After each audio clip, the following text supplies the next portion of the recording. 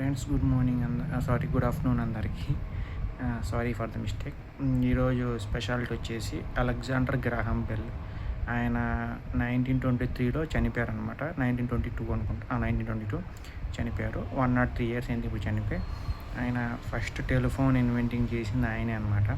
Telephone means nothing but ఇప్పుడు చూస్తున్న మనం ల్యాండ్లైన్ ఫోన్స్ కాదు. మా చిన్నప్పుడు అంతకుముందు రౌండ్గా ఉండేవి లెటర్స్ కానీ ఓట్స్ కాదు, లెటర్స్ నెంబర్స్ ఉంటాయి కదా, అవి ఉంటాయి 1 2 3 4 5 6 0 వరకు ఇట్లా రౌండ్గా ఉంటాయి. ఆ టెలిఫోన్ ఫస్ట్ ఇన్వెంట్ చేసింది అలెగ్జాండర్ గ్రాహం బెల్ గారు అనమాట.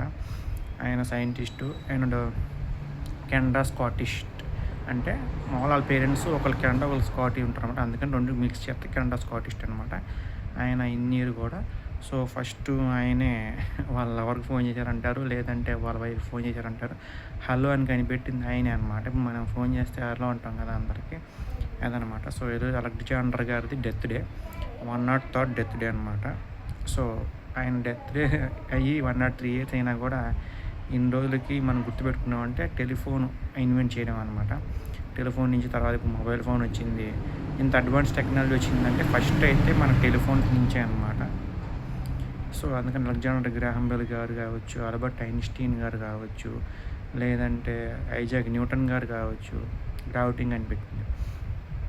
ఇలా చాలామంది ఉన్నారు అనమాట, famous personalities and scientists. So ఈ గ్రాహం బెల్ గారు మనకు తెలిసిందే చాలా ఇన్వెన్షన్స్ తర్వాత ఇది కనిపెట్టారు.